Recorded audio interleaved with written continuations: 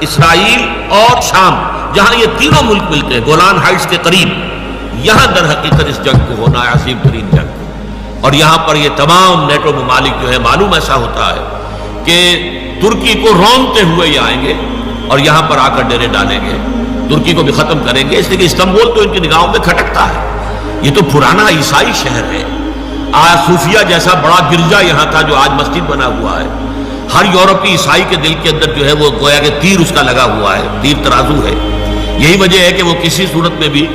European union میں ترکی کو شامل کرنے کو تیار نہیں ہے، چاہے ترکی ہر اعتبار سے اپنے آپ کو یورپی ثابت کرنے کی کوشش کرے، لیکن نہیں،